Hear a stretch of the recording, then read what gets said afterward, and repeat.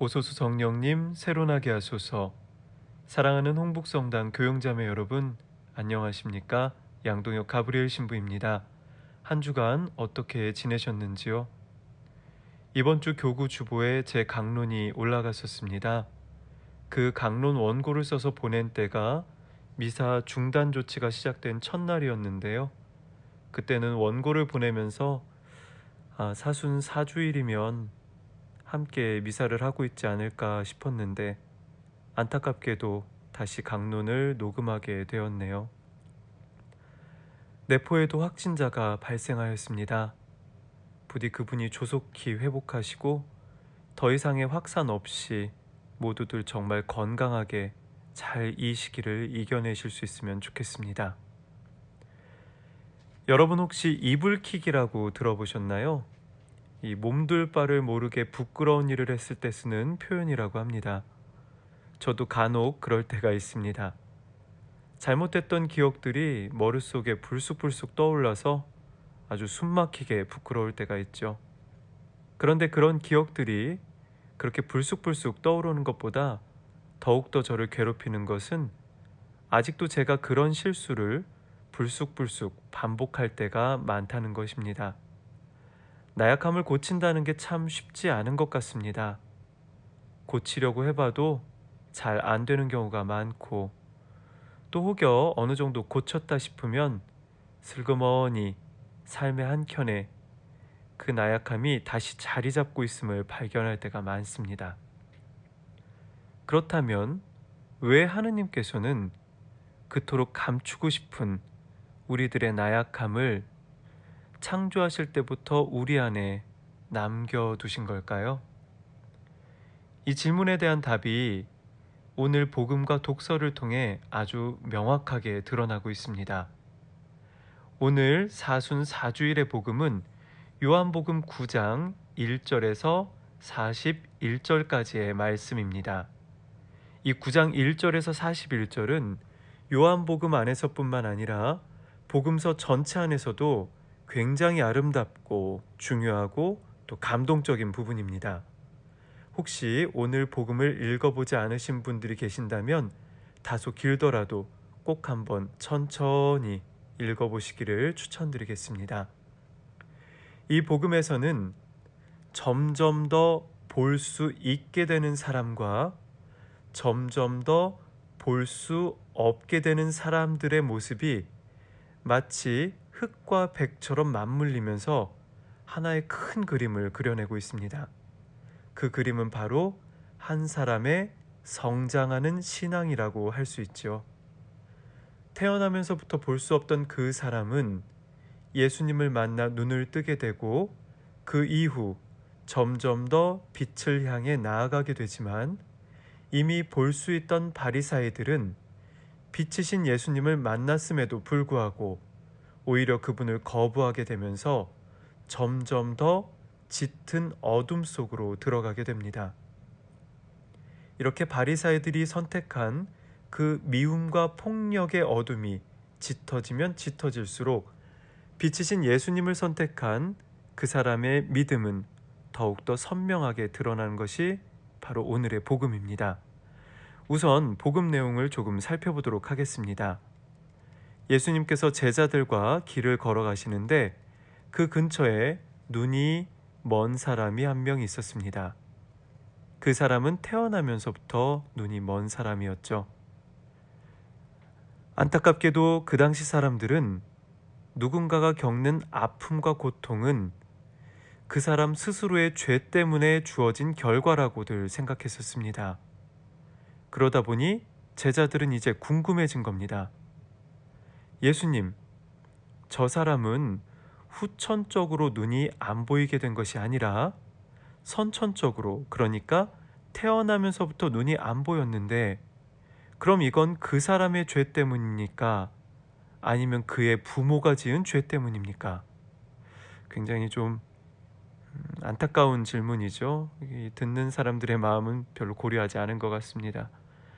어쨌든 호기심에 가득 찬 그 제자들에게 예수님께서 말씀해 주십니다. 저 사람이 죄를 지은 것도 아니고 그의 부모가 죄를 지은 것도 아니다. 하느님의 일이 저 사람에게서 드러나려고 그리 된 것이다. 그리고는 예수님께선 진흙을 그 사람 눈에 바르신 다음 실로암 못에 가서 씻으라고 하시죠. 그리고 그는 이제 처음으로 빛을 보게 됩니다. 자, 이제 눈을 뜬 그 사람은 볼 수 있게 된 기쁨에 가득 차서 마을로 돌아갑니다.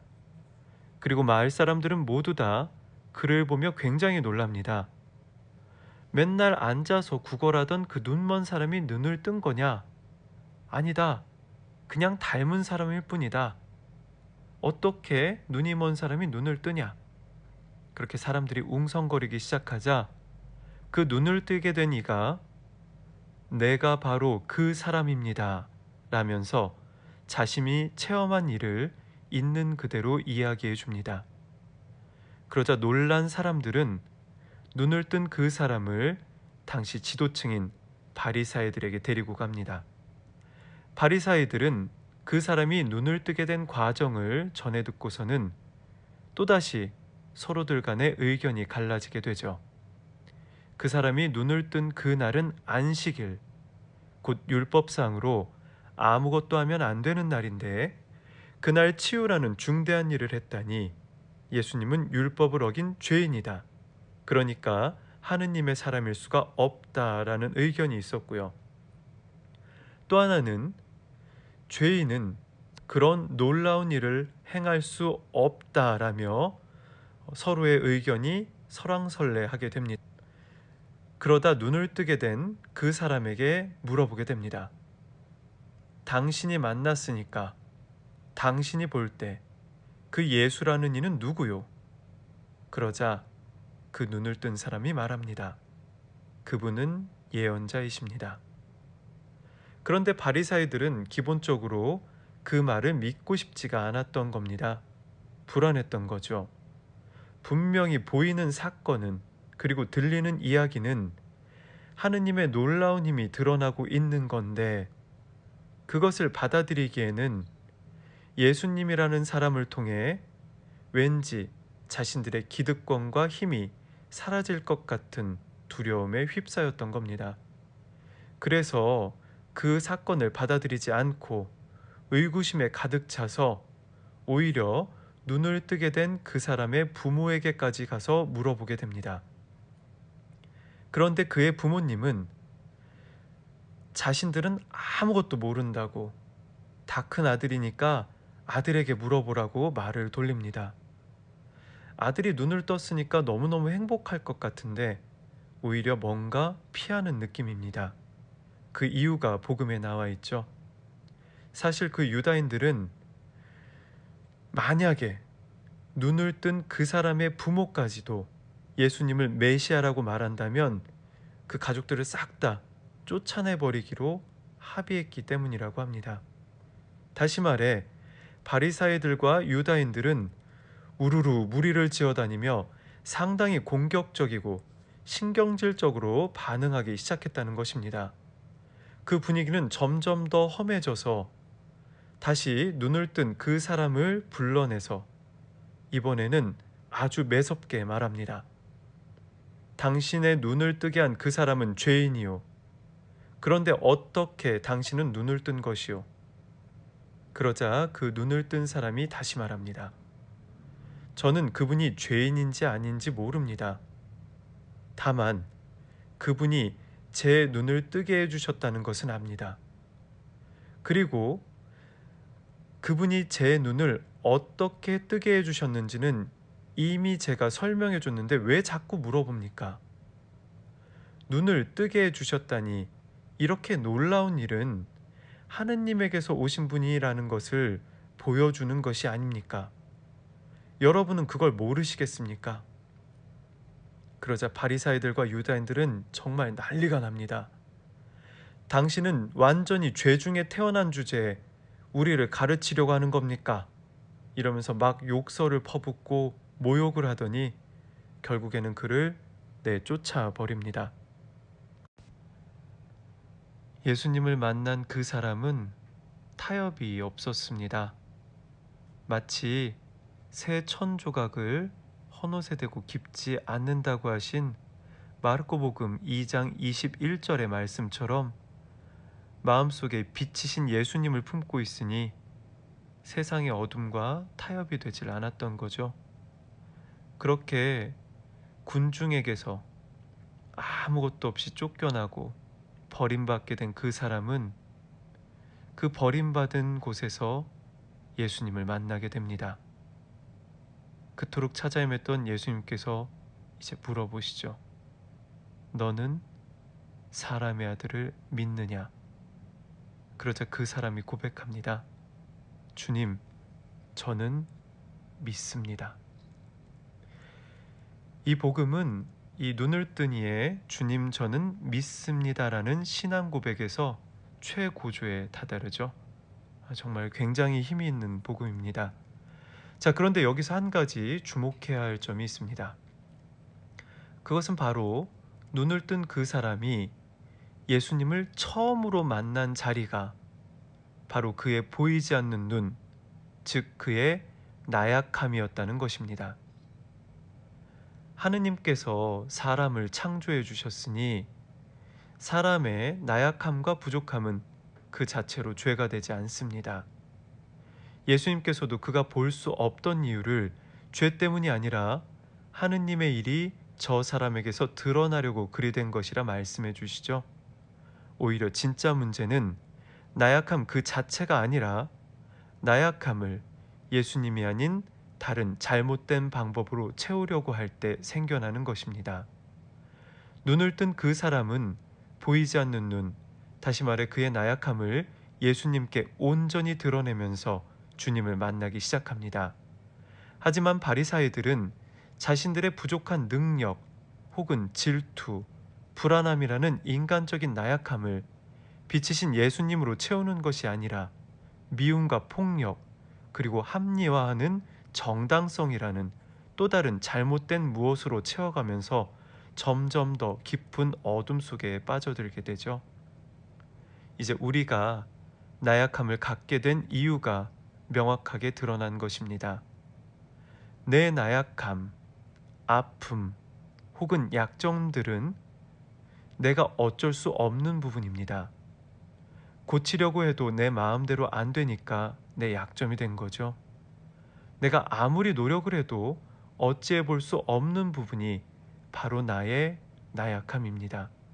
다시 말해 내가 어쩔 수 없는 부분이라는 것은 나의 영역이 아니라는 겁니다.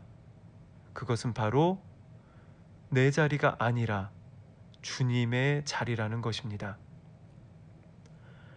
오늘 일독서에서도 하느님께서는 크고 멋지고 훌륭한 이가 아니라 사람들의 눈에는 작고 보잘것없어 보이는 다윗을 친히 왕으로 뽑아주십니다.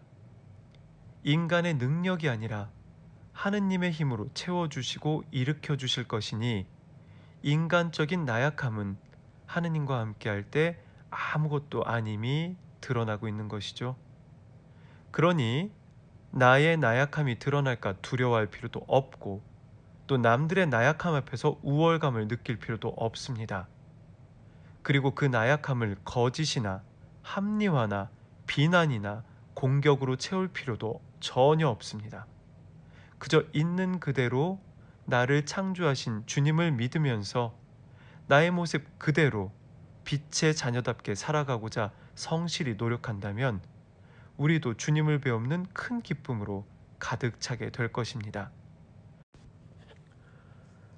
우리의 부족함은 주님께서 우리를 만나시기 위해 우리 안에 마련해 주신 우리와 주님을 위한 소중한 만남의 장이기 때문입니다. 이번 주 중에는 성호경을 그으시고 잠시 침묵 중에 나의 약점, 나약함 혹은 감추고 싶은 부분들을 하느님께 솔직하게 말씀드리고 그 자리에 주님의 따뜻한 빛을 가득 채워주시길 기도해 보시면 좋겠습니다. 오늘의 강론은 보이지 않는 눈, 곧 자신의 나약함을 하느님 앞에 드러내어 주님의 빛으로 가득 찼던 그 사람의 신앙 고백으로 마치도록 하겠습니다. 주님, 저는 믿습니다. 감사합니다.